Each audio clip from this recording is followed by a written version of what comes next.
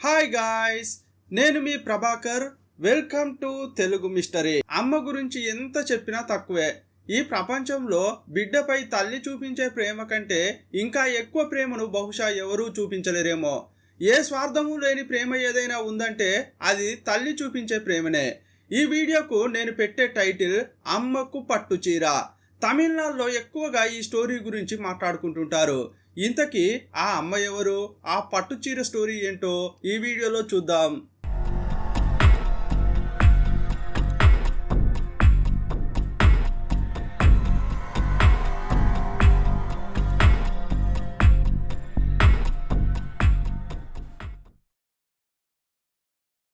అది తమిళనాడులోని మదురై.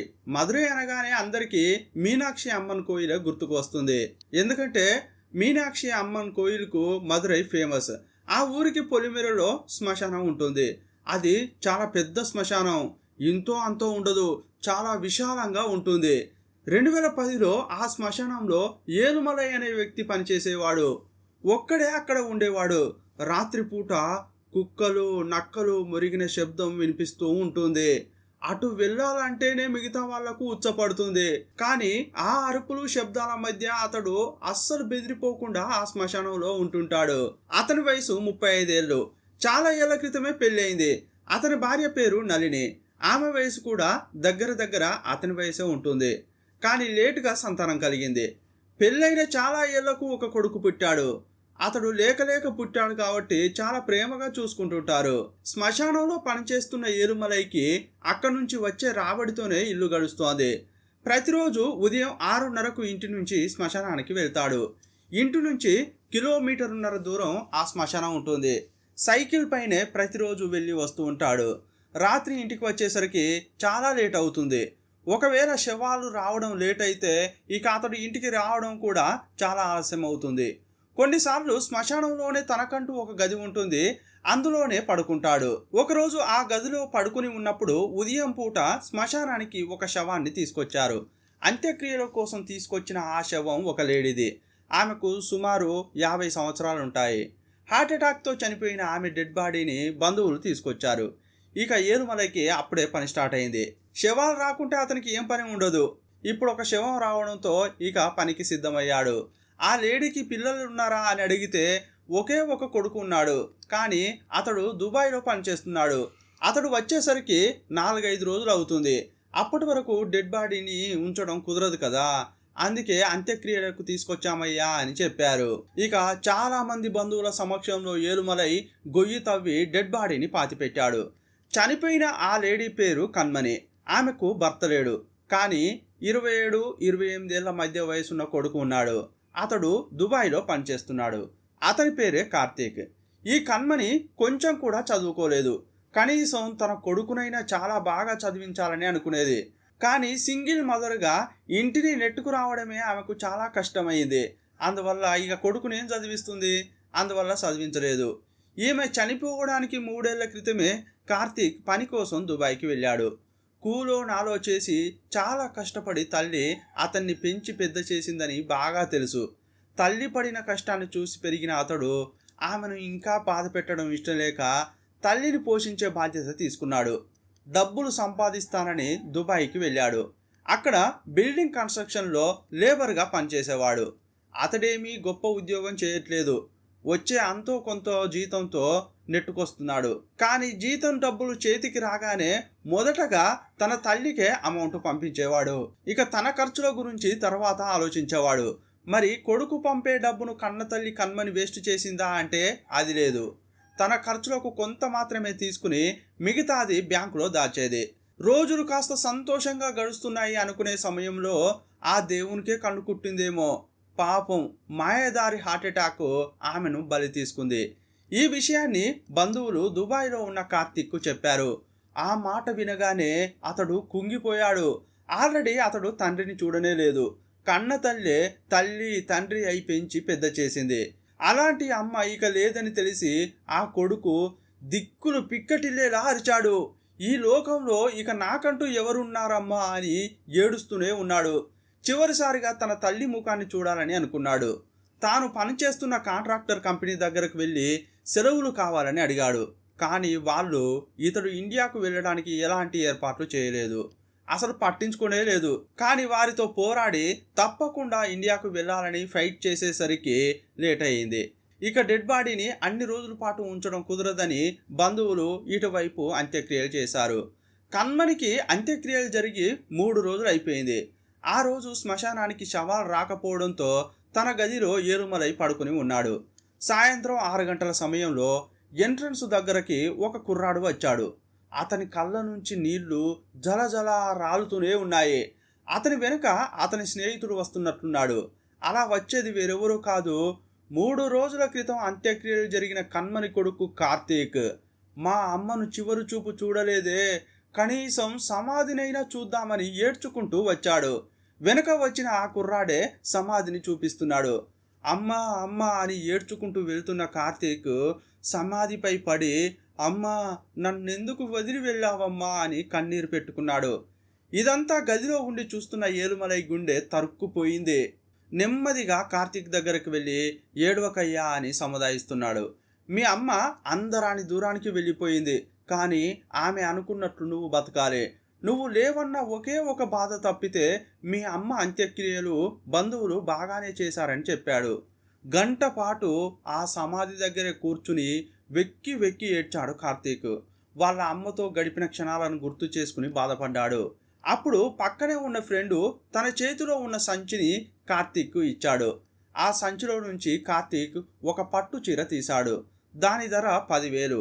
అతడు చాలా రోజుల క్రితమే ఇండియాకు వెళ్ళేటప్పుడు తీసుకెళ్దామని అమ్మ కోసం పట్టుచీర కొన్నాడు.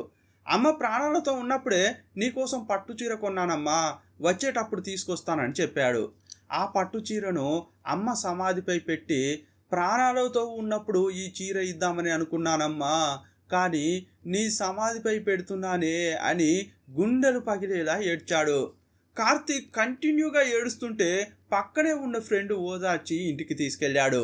సాధారణంగా ఎవరైనా చనిపోయిన తర్వాత వారి సమాధిపై వారికి నచ్చిన వస్తువులను ఇలా పెడుతుంటారు. మగవాళ్ళు చనిపోతే బంధువులో స్నేహితులో వచ్చి సమాధిపై మందు బాటిళ్లు పెట్టి వెళ్తుంటారు.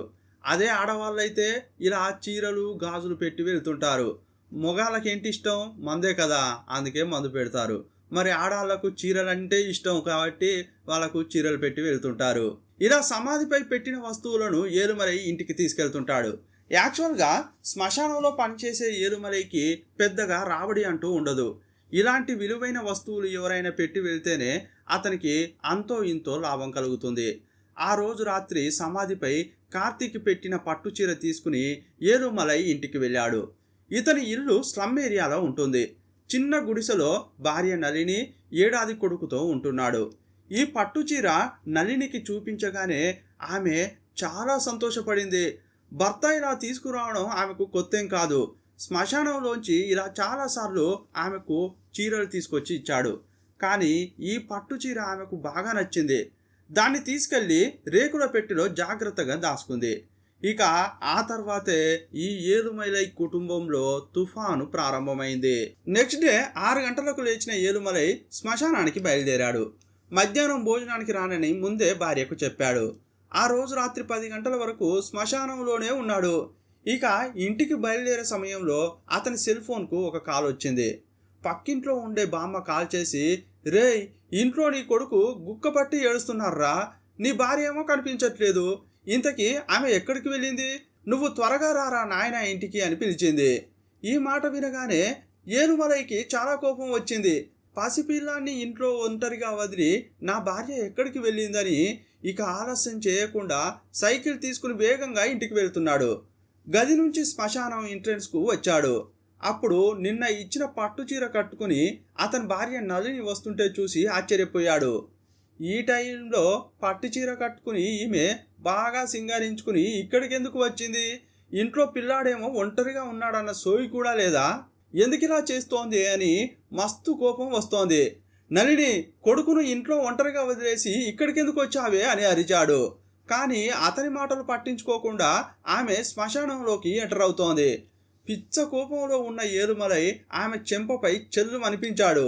అప్పటి వరకు ఏదో లోకంలో ఉన్న నళిని నార్మల్ కండిషన్కు వచ్చింది. ఏమైందండి, ఎందుకు కొట్టారు అంటుంటే, నువ్వే చెప్పాలి, శ్మశానానికి ఎందుకు వచ్చావు అని అడిగాడు. తడబడుతూ ఆమె ఏం చెబుతోందంటే, ఈ చీర చూసిన తర్వాత నాకు కట్టుకోవాలన్న ఉబలాటం ఆగలేదు. ఇక కట్టుకున్న తరువాత మీకు చూపించాలని నాకు తెలియకుండానే మీ దగ్గరకు వచ్చానని చెప్పింది. కోపాన్ని కంట్రోల్ చేసుకున్న ఏలుమలై తన భార్యను సైకిల్ వెనుక కూర్చోబెట్టుకుని ఇంటికి తీసుకెళ్లాడు. ఇంతకు ముందెప్పుడు కూడా భార్య ఇలా కొత్త చీర కట్టుకుని సింగారుంచుకుని తన కోసం శ్మశానానికి రాలేదు. కొంచెం సందేహంగా అనిపించినా కూడా దాని గురించి పెద్దగా పట్టించుకోలేదు. ఇంతటితో అయిపోయిందనుకుంటే మరుసటి రోజు ఇంకో పెద్ద ఘోరం జరిగింది. ఎప్పట్లాగే ఉదయం లేచి శ్మశానానికి వెళ్ళి అక్కడ పని ముగించుకుని రాత్రి సమయంలో ఏలుమలై ఇంటికి వచ్చాడు. ఇంటికొచ్చి చూస్తే భార్య కనిపించట్లేదు. కానీ ఏడాది కొడుకు మాత్రం తొట్టెలో మంచి నిద్రలో ఉన్నాడు. కొడుకును కాసేపు చూసిన తర్వాత బయటకొచ్చి, నళిని ఏం చేస్తున్నావు అని అరిచాడు. కానీ ఆమె అస్సలు కనిపించట్లేదు. అరగంట సేపు ఆలోచించిన తర్వాత అతనికి చిన్న సందేహం కలిగింది. నిన్న రాత్రి ఏలుమలై తిట్టడంతో పట్టుచీర విప్పి గుడిసెలోని చిలుక్కొయ్యకు తలిగించింది. చిలుక్కొయ్య అంటే ఏం లేదండి, గుడిసెలో ఆ కర్రకు ఈ కర్రకు ఒక తాడు కడతారు. మధ్యలో ఆ తాడు ఉంటుంది కదా, దానిపైన దుస్తులు వేస్తుంటారు. దాన్నే సాధారణంగా చిలుక్కొయ్య అంటారు. ఇప్పుడు ఆ చిలుక్కొయ్యకు చూస్తే పట్టుచీర కనిపించడం లేదు. వెంటనే కొడుకును పక్కింట్లో ఉండే బామ్మకు అప్పగించి సైకిల్ తీసుకుని ఇక వేగంగా ఏలుమలై భార్యను వెతుక్కుంటూ శ్మశానానికి బయలుదేరాడు. అప్పుడు రాత్రి 11 గంటలు అవుతోంది. రోడ్డుపై చూస్తే ఒక్కరు కనిపించట్లేదు. శ్మశానం ఎంట్రన్స్ లోకి రాగానే నిన్న చూసినట్లుగానే నళిని ఆ పట్టుచీర కట్టుకుని అందంగా ముస్తాబై అక్కడే ఉంది. కన్మని యొక్క సమాధి దగ్గరకు నడుచుకుంటూ వెళ్తోంది. ఇది చూసిన ఏలుమలైకి ఏదో తప్పుగా జరుగుతోందని అనిపించింది. సైకిల్పై వేగంగా నళిని ముందుకు వెళ్ళి, నీకేమైంది అని అరిచాడు. ఈ ఏలుమలై కోపకారి. కోపం వస్తే అస్సలాగడు. మొదట కొట్టిన తర్వాతే మాట్లాడతాడు. ఆమె చెంపపై గట్టిగా ఒకటిచ్చాడు. ఎవరికీ చెప్పకుండా ఇక్కడికి ఎందుకు వచ్చావు అని అడిగితే అప్పుడు ఆమె ఏడుస్తోంది. నేను ఈ పట్టుచీర ఎప్పుడు కట్టుకున్నాను, నేను ఇక్కడికెలా వచ్చాను అని ఆశ్చర్యపోతోంది. ఏదో తప్పుగా జరుగుతోందని అర్థం చేసుకున్న ఏలుమలై నళినిని ఇంటికి తీసుకువచ్చాడు. దీని అంతటికీ ఫుల్ స్టాప్ పెట్టాలని తెల్లవారగానే లేచి దగ్గరలో ఉన్న గుడికి వెళ్ళాడు. ఇతడు శ్మశానంలో పనిచేస్తుంటాడు కాబట్టి నెగిటివ్ వైబ్స్ తాగకుండా అతని దగ్గర దేవునికి సంబంధించిన చిన్న శూలం లాంటిది ఉంటుంది. దాన్ని ఎప్పుడు క్యారీ చేస్తుంటాడు. ఫింగర్ సైజులో ఉంటుంది అది. దాన్ని నడుముకు కట్టుకుంటాడు. అది కానీ తన దగ్గర ఉంటే ఆత్మలు తన దగ్గరకు రావని అతని విశ్వాసం. వెంటనే గుడికి వెళ్ళి దేవుణ్ణి మొక్కుకుని ఆ ఆయుధానికి పూజ చేసుకుని డైరెక్ట్గా శ్మశానానికి వెళ్ళాడు. ఇక తన భార్యకు ఎలాంటి ఇబ్బంది రాదనే నమ్మకంతో తన పని తాను చేసుకుంటున్నాడు. కానీ ఆ రోజు సాయంత్రమే ఇంకో సంఘటన జరిగింది. ఆ రోజు శవాలేవి రాకపోవడం వల్ల శ్మశానంలోని గదిలో కూర్చుని బీడీ తాగుతున్నాడు. అదే టైంలో ఎంట్రన్స్ నుంచి ఒక లేడీ వేగంగా నడుచుకుంటూ వచ్చి నేరుగా కన్మని యొక్క సమాధి దగ్గరకు వెళ్తోంది. ఆ సమాధిపై పడి వెక్కి వెక్కి ఏడుస్తోంది. ఇదంతా దూరం నుంచి చూస్తున్న ఏలుమలై వచ్చిందెవర్రా అని దగ్గరకు వెళ్ళాడు. అక్కడున్నది వేరెవరో కాదు, అతని భార్యనే. మళ్ళీ అదే పట్టుచీర కట్టుకుని వచ్చింది. అప్పుడు ఏలుమలై 100% నిర్ణయించుకున్నాడు తన భార్యను కన్మని ఆత్మ ఆవహించిందని. వెంటనే నడుము దగ్గర ఉన్న చిన్న శూలం తీసుకుని భయపడుతూనే భార్య దగ్గరగా వెళ్ళాడు. పక్కకు వెళ్ళగానే ఆమె చంద్రముఖిలాగా టక్కున తిరిగి చూసింది. ఆ చూపుకే అతని ఫ్యూజులు ఎగిరిపోయాయి. కానీ సడన్ గా అతని కాళ్ళు పట్టుకుని బాగా ఏడుస్తోంది. ఏమైంది నళిని, ఎందుకు 2-3 రోజులుగా ఇలా ప్రవర్తిస్తున్నావు అని అడిగాడు. నేను నళిని కాదు, కన్మని అంది. ఆ మాట వినగానే రైట్ రా, తాను అనుకున్నది నిజమేనని మనసులో అనుకున్నాడు. కానీ భయంగానే నీకేం కావాలి అని అడిగాడు. నేను నా కొడుకును చూడాలి.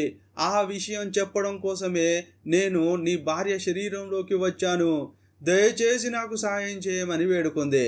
నేను కార్తీక్ దగ్గరికి వెళ్ళి చెబితే నమ్ముతాడో లేదో, ఎంతో కొంత డబ్బులు ఆగడం కోసం ఇలా చెప్తున్నావని అనుకుంటాడేమో, నన్ను తప్పుగా అనుకుంటారు కదా అని అడిగాడు. అప్పుడు ఆ ఆత్మకు కోపం వచ్చి ఒక విషయం చెప్పింది. నా కొడుకును గాని నా దగ్గరకు తీసుకొచ్చి చూపించకపోతే నీ భార్య శరీరాన్ని వదిలి వెళ్ళను అంది. వెంటనే ఏలుమలై తన దగ్గరున్న చిన్నపాటి శూలం తీసి భార్య తలపై పెట్టి దేవుణ్ణి వేడుకున్నాడు. దేవుని బొట్టు తీసి నలిని తలకు పెట్టగానే ఆమె మైకంలో కింద పడింది. ఈ పట్టు చీరను తీసుకెళ్లి తన భార్యకు ఇచ్చిన తర్వాత నుంచి ఇంట్లో ఏదేదో జరుగుతోందనేది అతనికి అర్థమైపోయింది. ఇక భార్యను ఇంటికి తీసుకెళ్లాడు. అప్పుడు కొడుకు తొట్టెలో గాఢ నిద్రలో ఉన్నాడు. భార్యకు దయ్యం పట్టిందని పక్కింటి వాళ్ళకు చెప్తే బాగుండదని తన మనసులోనే పెట్టుకున్నాడు. ఇతడు డిలే చేస్తున్న కొద్దీ పరిస్థితులు దారుణంగా తయారైతున్నాయి. కొడుక్కి నలిని పాలు కూడా పట్టడం లేదు. ఎప్పుడు జుట్టు విరబోసుకుని దయ్యంలాగా ఇలా ఉంటోంది. నా కొడుకును ఎప్పుడు చూపిస్తావు, నా కొడుకును ఎప్పుడు చూపిస్తావు అని గునుగుతోంది. ఇలా 3 రోజులు గడిచాయి. అర్ధరాత్రి ఏలుమలై లేచాడు. రాత్రి 2:30 గంటల సమయంలో దుర్వాసన వస్తోంది. వీరి ఇంటి పక్కనే మురుగు కాల్వ ఉంది. తరచుగా ఇలా దుర్వాసన వస్తుంటుంది.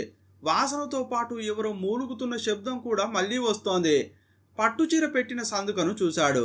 ఒక లేడీ ఆ సందుక దగ్గర కూర్చుని ఏదేదో గునుగుతోంది.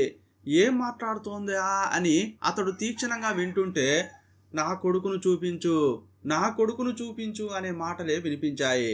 అలా అనేది వీరెవరో కాదు, అతని భార్య నలిని. ఏయ్ నలిని, ఏమైంది అని అరిచిన మరుక్షణమే అక్కడి నుంచి రూపం వెళ్ళిపోయింది. ఏంట్రా, నా భార్య ఎక్కడికి వెళ్ళిందిరా అని చూస్తే ఆమె అతని పక్కనే పడుకుని ఉంది. కానీ గాఢ నిద్రలో ఉంది. ఇంతసేపు చూసిన రూపం నలినిది కాదు. కన్మణి ఆత్మ అలా వచ్చి సందుకలో పెట్టిన పట్టు చీరను చూస్తూ ఏడ్చింది. ఇకపై ఏలుమలై నిర్ణయించుకున్నాడు, ఏదేమైనా సరే నా భార్యను మామూలు స్థితికి తీసుకురావాలని. కన్మణి అడ్రస్ తెలుసుకోవడం కోసం చాలా వెతికాడు. సాధారణంగా శ్మశానానికి వచ్చే వాళ్ళు పేరు, ఊరు, అడ్రస్ అని ఏమీ చెప్పరు. అందువల్ల కన్మణి ఇంటి కోసం అతడు చాలా వెతుకుతున్నాడు. ఇలాంటి క్రమంలోనే ఆమె చనిపోయి 10 రోజులు కావచ్చింది. 10వ రోజు సాధారణంగా కుటుంబ సభ్యులు, బంధువులు సమాధి దగ్గరకు వచ్చి నివాళులు అర్పిస్తారు. అలాగే కన్మణి కొడుకు ఇంకొంతమంది అక్కడకు వచ్చారు. వెంటనే కార్తీక్ దగ్గరికి వెళ్ళిన ఏలుమలై ఈ గ్యాప్లో తనకు తన భార్యకు జరిగిందంతా చెప్పాడు. ఈ మాట వినగానే కార్తీక్కు కోపం వచ్చింది. మా అమ్మను దయ్యం అంటావయ్యా అని తిట్టాడు. ఇంత దుర్మార్గంగా మాట్లాడుతున్నాడే అంటుంటే బంధువుల్లో ఒక పెద్ద ఆయన అర్థం చేసుకుని, మా కన్మణి ఏం చెప్పిందయ్యా అని అడిగాడు. నేను చెప్పను, చూపిస్తాను అని ఏలుమలై అన్నాడు. తన భార్యను తీసుకురావడం కోసం సైకిల్పై వేగంగా ఇంటికి వెళ్ళాడు. త్వరగా శ్మశానానికి రా, ఇప్పటి వరకు జరిగిందంతా వారికి చెప్పు అంటుంటే ఆమె ఆశ్చర్యపోతోంది. అసలు తనకు ఏమైందో ఆమెకు ఏమీ తెలియట్లేదు. ఇన్నాళ్ళు నువ్వు కన్మణి ఆత్మ ఆవహించి దయ్యంలాగా ప్రవర్తించావు అంటుంటే ఆమె నమ్మలేకపోతోంది. ఇప్పుడు ఆమె నార్మల్గానే ఉంది. ఇప్పుడు ఏం చేయాలో ఏలుమలైకి ఏమీ అర్థం కావట్లేదు. వెంటనే సందుకలో ఉన్న పట్టు చీర తీసి భార్యను కట్టుకోమన్నాడు. ఆ చీర కట్టుకున్న మరుక్షణమే కన్మణి ఆత్మ మళ్ళీ ఆవహించింది. తను వేరే ఏదో లోకంలో ఉన్నట్లు కిలోమీటరున్నర దూరాన్ని నడుచుకుంటూ వెళ్తూనే ఉంది. శ్మశానంలో కన్మణి సమాధి దగ్గరున్న కార్తీక్ను చూసి బిగ్గరగా హత్తుకుంది. కొడుకు తనకు తన తలను ఆనించి ఏడుస్తోంది. అప్పుడు నళినిని కార్తీక్ దూరంగా తోసేశాడు. అప్పుడే నళిని నోటి నుంచి కొన్ని మాటలు వచ్చాయి. ఏం చెప్తోందంటే, నేను మీ అమ్మనురా, నిన్ను చూడాలని అనుకోవడానికి ముఖ్య కారణం ఉంది. నేను బ్యాంకులో 2.5 లక్షల రూపాయలు నీ కోసం దాచాను. ఆ విషయం చెప్పాలన్న ఉద్దేశంతోనే ఈమె శరీరంలోకి వచ్చానని చెప్పింది. ఈ మాటలు విని కార్తీక్తో పాటు చుట్టుపక్కల ఉన్న చుట్టాలు, పక్కాలు అంతా ఆశ్చర్యపోయారు. కన్మణి ఇన్నాళ్ళు ఉండిన ఇంట్లో ఆ బ్యాంకు పాస్బుక్ ఎక్కడ దాచిపెట్టిందో కూడా చెప్పి కొడుకును పట్టుకుని వెక్కి వెక్కి ఏడ్చింది. ఇన్నాళ్ళు కొడుకు పంపిన డబ్బులో కొంత మాత్రమే ఖర్చు చేసి మిగతాదంతా అతని కోసమే ఈ తల్లి దాచిపెట్టింది. ఇంటికి వెళ్ళిన కార్తీక్ పాస్బుక్ను వెతికి తీసుకున్నాడు. ఈ సంఘటన తర్వాత నిజంగానే తన తల్లి ఆత్మరూపంలో నళిని శరీరంలోకి వచ్చిందని కార్తీక్ నమ్మాడు. మళ్ళీ శ్మశానంలో ఉన్న నళిని దగ్గరకు వచ్చి ఆమె రూపంలో తన తల్లే ఉందని నమ్మి కాళ్ళు పట్టుకుని బిగ్గరగా ఏడ్చాడు. అమ్మా, నిన్ను చివరి చూపు కూడా చూడలేకపోయాను. కానీ నాపై నీకు కొంచెం కూడా ప్రేమ తగ్గలేదు. నీ ఖర్చుల కోసం డబ్బు పంపిస్తే అందులో కూడా ఎంతో కొంత మిగిల్చి నా కోసం దాచిపెట్టావు అని బోరున ఏడ్చాడు. యాక్చువల్గా ఇతడు 5 ఏళ్ల కాంట్రాక్టు మీద దుబాయ్ వెళ్ళాడు. కానీ మధ్యలోనే తిరిగి రావడం వల్ల అతడు చాలా లాస్లో పడ్డాడు. కానీ అమ్మ దాచిన డబ్బుతో అతని ఇబ్బందులు అన్నీ తీరుతాయి. నళిని శరీరంలోకి కన్మణి ఆత్మ వచ్చిందని అంతా నమ్మసాగారు. చివరకు నళిని శరీరం నుంచి ఆత్మ పోవాలని బంధువుల్లోని ఆ పెద్ద ఆయన వేడుకున్నాడు. నువ్వు తరచుగా ఆమె శరీరంలోకి రావడం వల్ల ఏడాది పిల్లాడు ఉన్న ఆ తల్లి ఎన్నో కష్టాలు పడుతోంది. ఆ కుటుంబమే చిన్న భిన్నం అవుతోందని చెప్పగానే, నా కొడుకు నా కోసం ఎంతో ప్రేమతో కొన్న ఆ పట్టు చీర ఈమె దగ్గర ఉండకూడదు, దాన్ని తీసుకొచ్చి నా సమాధి పక్కనే గొయ్యి తీసి పాతిపెట్టండి, అప్పుడే ఈమె శరీరం నుంచి వెళ్ళిపోతానని చెప్పింది.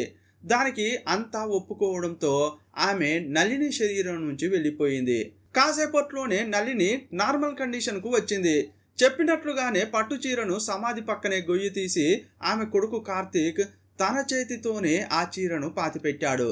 2010లో మదురై శ్మశానంలో ఈ సంఘటన జరిగిందని అక్కడి ప్రజలు నమ్ముతుంటారు. ఈ వీడియోపై మీ అభిప్రాయం ఏంటో కామెంట్ బాక్స్లో రాయండి. మరో వీడియోలో మళ్ళీ కలుసుకుందాం. అప్పటి వరకు బాయ్ బాయ్.